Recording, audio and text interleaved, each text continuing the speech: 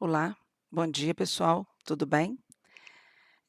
Nós estamos hoje aqui para darmos início à compreensão da teoria cognitivista.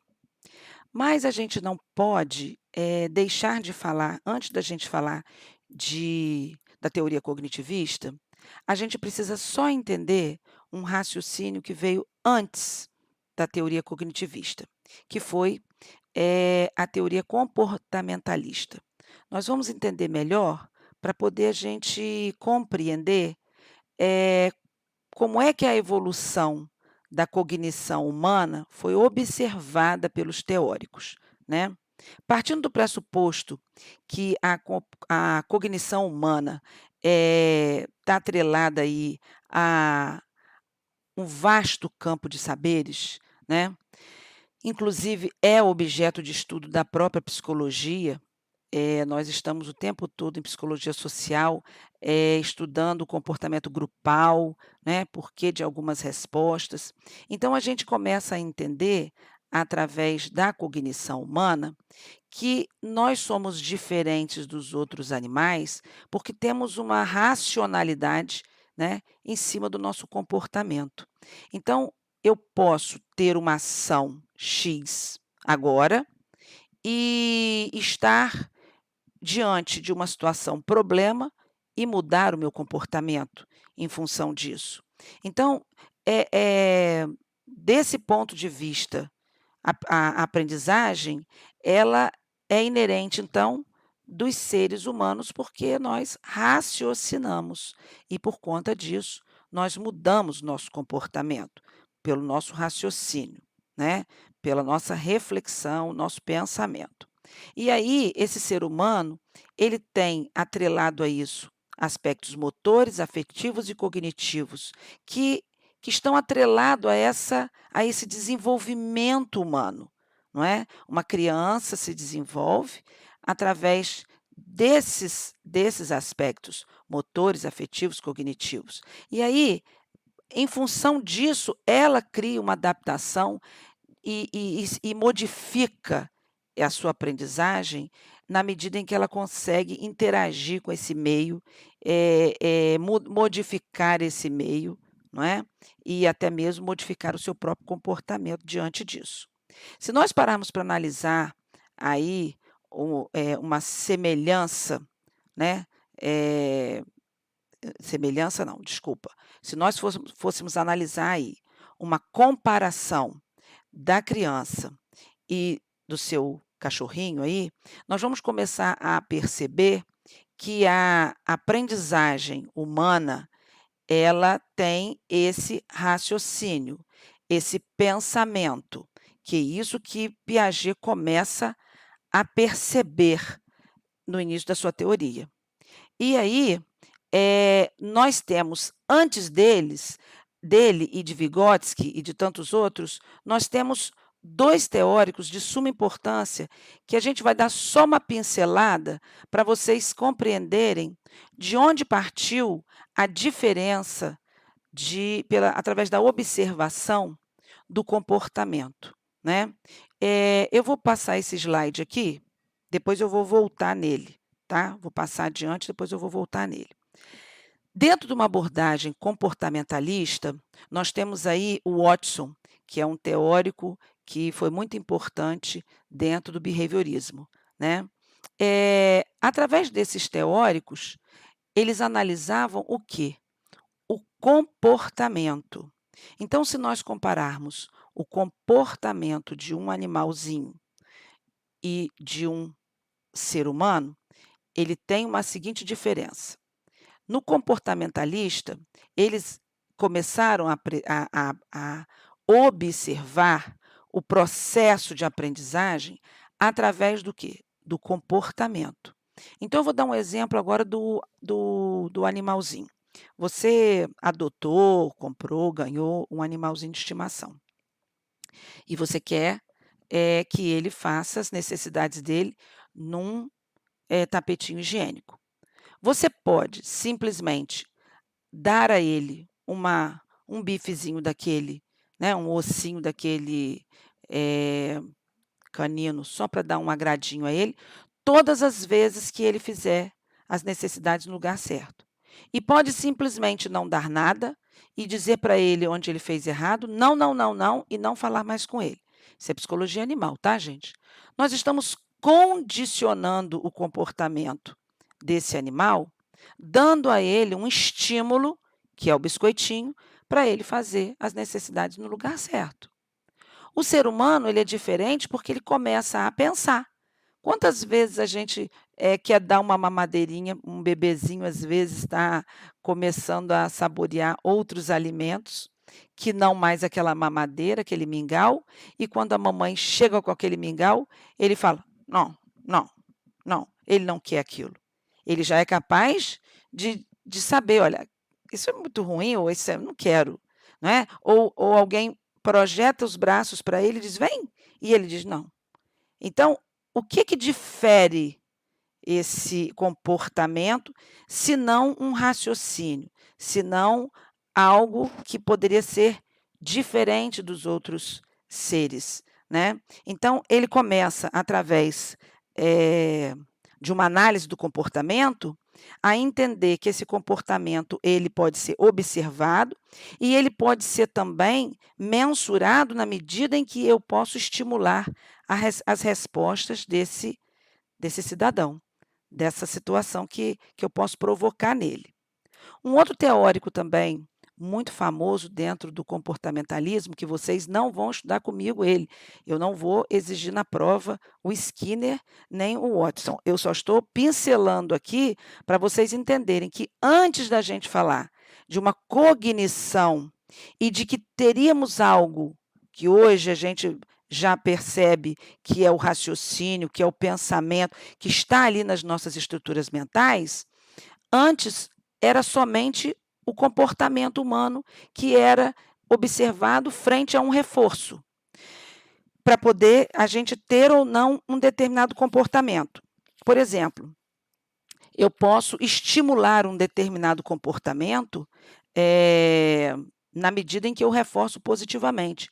Skinner foi muito, a teoria dele teve muita influência na aprendizagem escolar. Por quê? O nosso reforço na escola, o que poderia ser o reforço na escola? Skinner fez vários experimentos com vários animais, onde você poderia estimular aquele animal a dar uma determinada resposta. Isso nós chamamos de modelagem de comportamento, tá certo? E essa teoria de generalização e de discriminação foi também, um passo na sua teoria de perceber aí que, em alguns momentos, nós damos respostas muito parecidas em situações muito semelhantes, mas também, seria a generalização, mas também em outros momentos nós discriminamos, nós conseguimos perceber alguma diferença entre os estímulos que recebemos. Então, dependendo do estímulo que nós estamos recebendo, não é sempre que a gente dá a mesma resposta. Então, pode ser que ir a uma festa é muito importante para uma pessoa, mas para outra pode não significar nada, não é? Então, o que que vai fazer essa diferença da resposta num determinado momento, num determinado estímulo?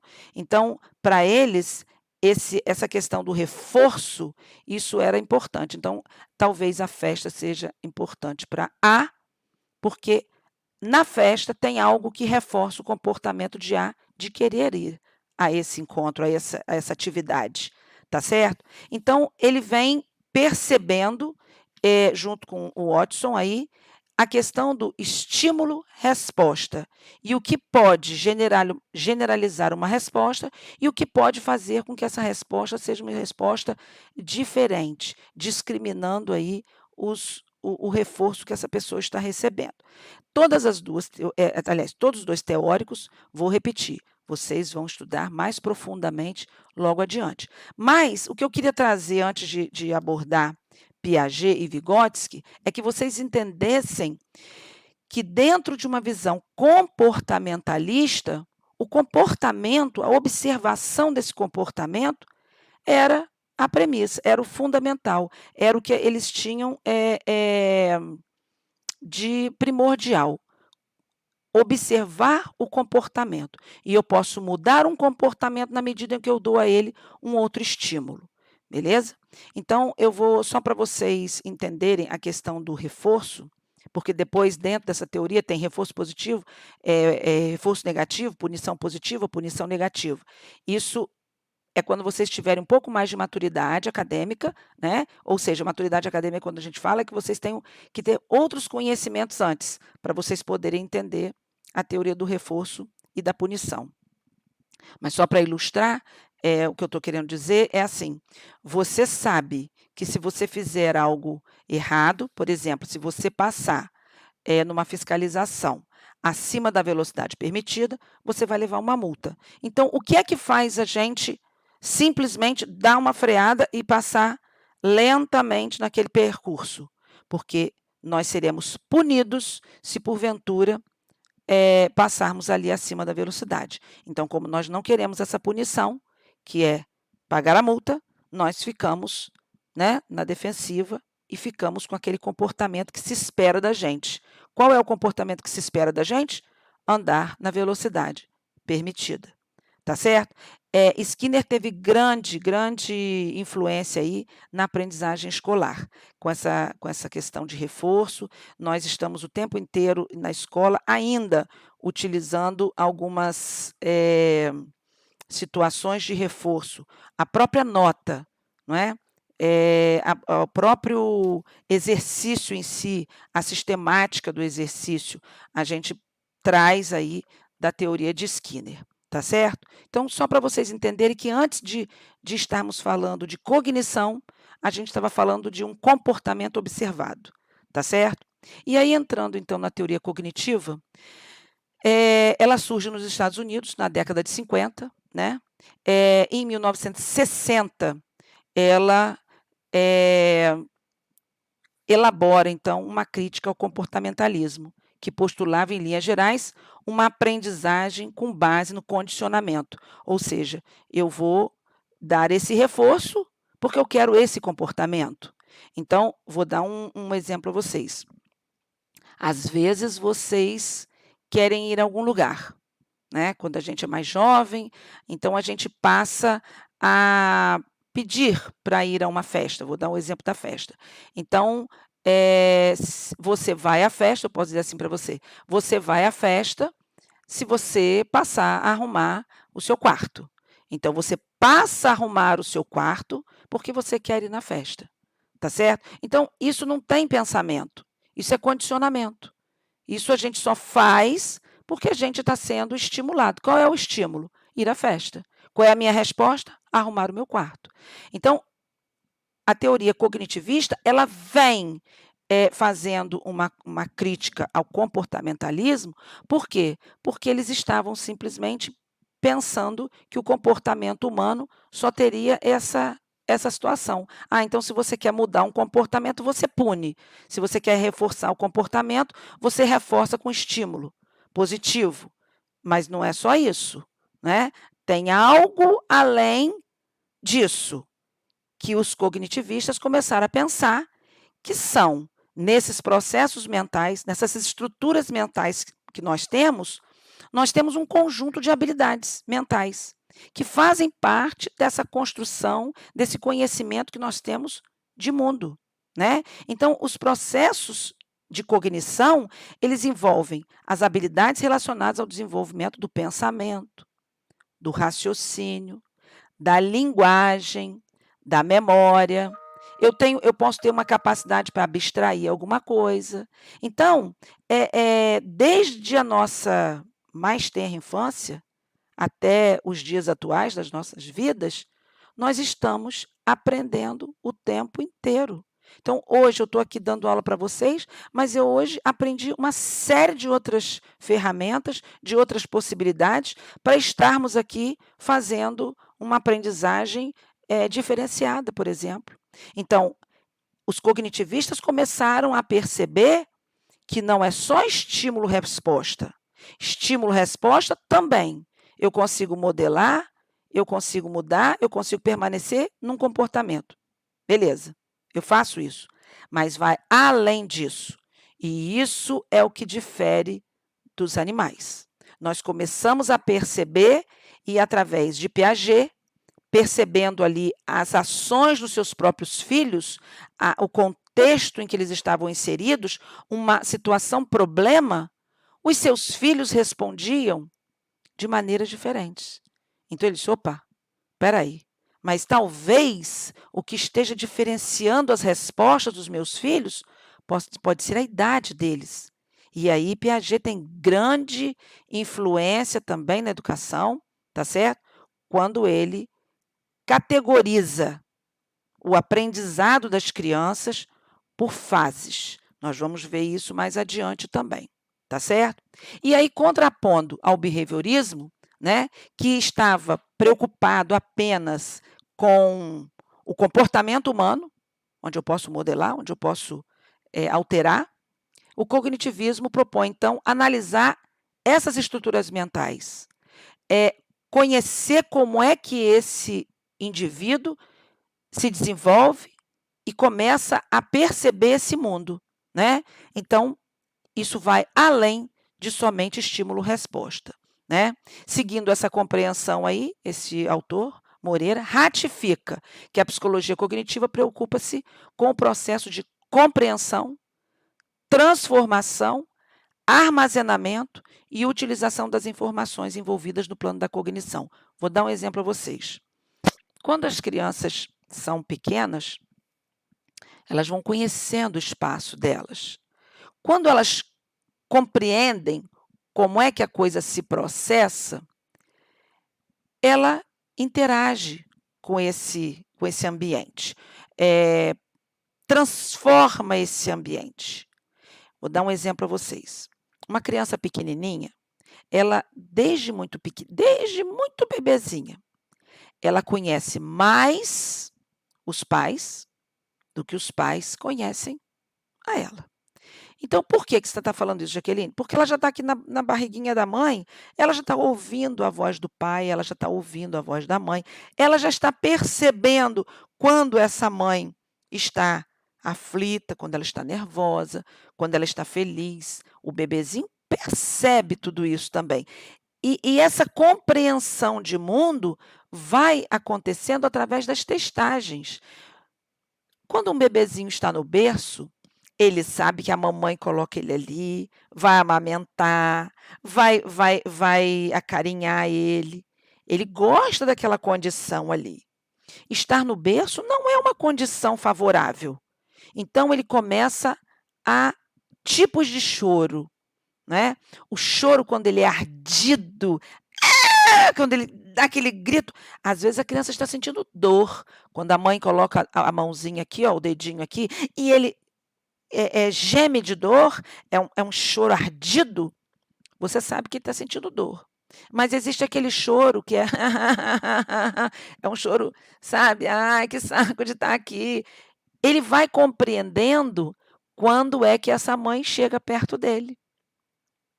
Quando é que essa mãe vem a ele, não é? E que tira ele daquela condição de solidão, daquele berço.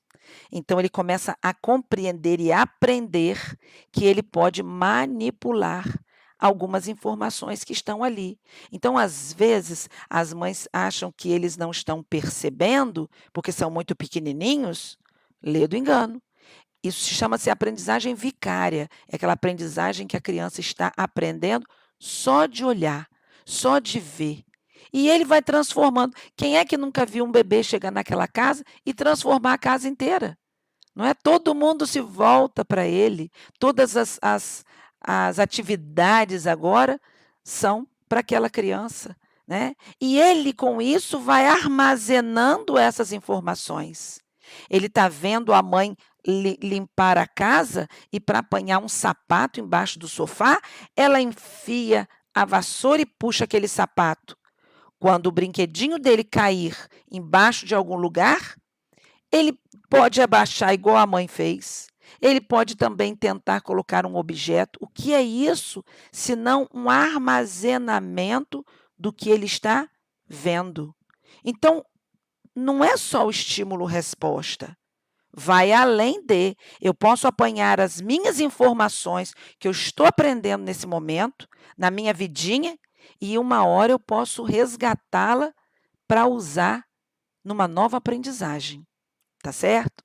E aí nós temos então, considerando que a cognição é um processo que vai envolver linguagem, nós percebemos também que esse mundo tem significados, tá certo? Ele tem significados e aí vai variar, isso aí depois de Piaget, depois de Vygotsky, a gente ainda vai perceber que esses significados, essa linguagem, vai variar de cultura para cultura. Isso ainda é depois de Piaget, depois de Vygotsky, porque eles são os pioneiros de começar a reflexão sobre o que é isso, onde é que essa criança armazenou essa informação e ela trouxe essa informação agora numa nova aprendizagem, né? Então, o sentido que aquilo tem para aquela criança, o significado, ele tem que ter o significado de alguma coisa tem que fazer sentido para ela, sabe? É uma via de mão dupla, porque se não tem significado, não tem por que a gente aprender tudo que vocês, encontraram pela vida de vocês, que vocês não tiveram sentido para aquilo, vocês simplesmente descartam. E isso depois a gente vai entender mais adiante agora, mais recente, né, mais adiante, quando eu digo é depois desses teóricos aqui, é o que a gente vai aprender de neurociência, não é? Que é a memória a curto prazo, a memória a longo prazo, quais são os significados que nós vamos dando, vamos atribuindo às coisas que vão, surgindo na nossa vida, né. Então eles começam a perceber que o significado não é uma entidade estática, ela simplesmente tem sentido, ela tem significados. Então, isso tudo pode dar origem a uma estrutura cognitiva. Por isso que eles são considerados cognitivistas. Eles começam a perceber que para a aprendizagem acontecer, a criança, o ser humano, ele tem um rol de informações, voltando aqui no slide, opa, voltei demais. Um rol de processos, né, que cercam esse conhecimento para que ela compreenda, transforme, armazene e depois ela ainda utiliza algumas informações para ela poder dar outro tipo de resposta até, não necessariamente a mesma resposta. Então, eles vão começando a entender que a coisa tem uma diferença, né. Apesar dos cognitivistas estarem aí, estudando o comportamento humano praticamente no mesmo período histórico, né, a gente começa a perceber que Vygotsky e Piaget começam a sobressair um pouquinho mais nesse cenário, né. Eh, o o o Piaget ainda traz o sentido de dentro da abordagem cognitivista, ele traz o construtivismo, que é a criança aprender a fazer, fazendo, interagindo com esse meio, né. Ele tem os seus estudos aí, eh, em 1920, né, o início dos seus estudos, e em 1960 ele é como se as ideias dele se espalhassem, né, e as pessoas começaram a perceber que Piaget estava falando algo de extrema importância e que ele iria além só da observação do comportamento. Só que olha só gente, em 1980 é que as ideias de Piaget chegam ao Brasil. Aí se você parar para analisar e falar assim para mim, vocês que têm aí seus 20 e poucos anos, poxa, na década de 80 isso está muito longe. Não, isso é muito recente. Então, a nível de teoria, a nível de construção de conhecimento para aplicar isso na escola, isso é recente. Eu vou dar um exemplo a vocês. Se chega ao Brasil as ideias de Piaget em 80, na década de 90, nós tivemos o boom do construtivismo. Só que até as pessoas, olha, quase uma década depois, para as pessoas conseguirem entender, a traduzir o que o teórico está falando na sua língua, traduzir para cá, para o português e fidedignamente, isso demora. Isso demora a se espalhar.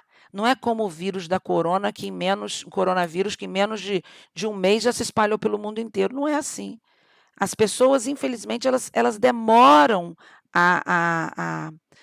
ao estudo, e aí tem a ver, claro e evidente, com o período que a gente vem percebendo que os professores vêm perdendo com o seu espaço de construção de conhecimento.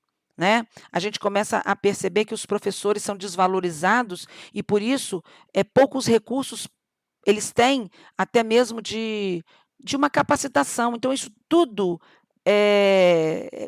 não vou entrar no rol da questão dos professores, mas se a gente está falando de cognição, a gente está falando de aprendizagem. Se a gente está falando de aprendizagem, a gente também está falando de escola. Então, parece que isso tudo fica muito longe ainda de se chegar na escola. Na década de 90, para vocês terem uma ideia, uma noção, quando o construtivismo chega no Brasil, as pessoas tinham uma ideia errônea do construtivismo. Né? Eu conheço escolas que falavam assim: não, a criança pode fazer o que quiser aqui. Pode fazer, se ele quiser ir para a sala da matemática, agora tem a sala da matemática, mas ele pode ir a hora que ele quiser. Não, não é assim. Não é assim. Eu vou dar um exemplo a vocês. Vocês podem até entrar na internet e procurar a Escola da Ponte. Ela fica em Portugal. Ela é tema de teses, de dissertações de mestrado, teses de doutorado, pós-doc, o mundo inteiro estuda a Escola da Ponte. O fundador dela é José Pacheco, ele ainda é vivo, está atualmente em São Paulo, fazendo um trabalho lá. Ele fundou a Escola da Ponte.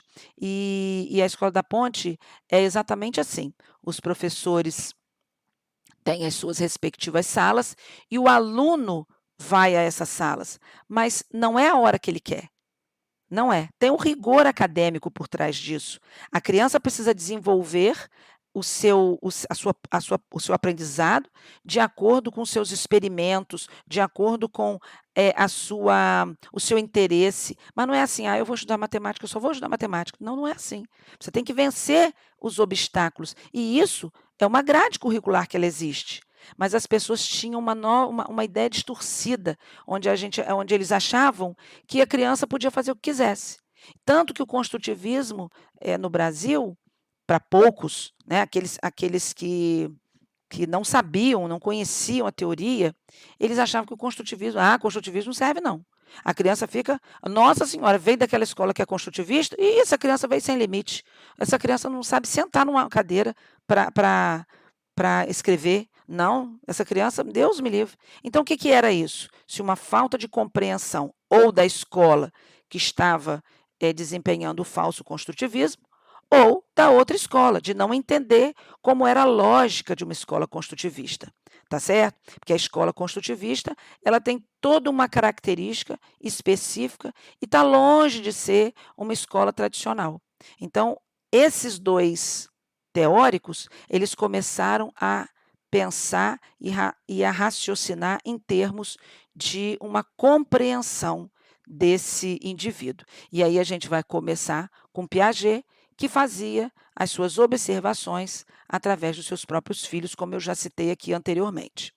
Agora eu vou voltar aqui só nesse slide aqui, porque se a gente parar para analisar o comportamento humano dentro da visão comportamentalista, a gente se coloca no centro, né? Como se o ser humano tivesse aí a potencialidade de mudar o comportamento dos outros seres e não do dele próprio. né. E dentro de uma outra visão mais natural, né, o ser humano ele tem que se perceber fazendo parte do mundo. E aí eu trouxe essa imagem aí para vocês, para a gente fazer uma reflexão aqui no final da nossa aula, o quanto nós estivemos no centro do universo, achando que o ser humano podia tudo, né. E hoje a gente percebe que o planeta está pedindo socorro, porque nós estamos aí ferindo muitas leis da natureza. E a gente tem que perceber que a gente faz parte dela, né, e que a gente tem tanto direito, e os outros animais também, de viverem, de maneira mais harmoniosa, tá certo? Então essa é a nossa lição aí, eh, cognitivista, para a gente repensar as nossas práticas diárias e para a gente pensar a nossa condição no mundo, tá certo? Próxima aula, aí nós vamos entrar em cheio na teoria de Piaget. Beijo no coração e até lá.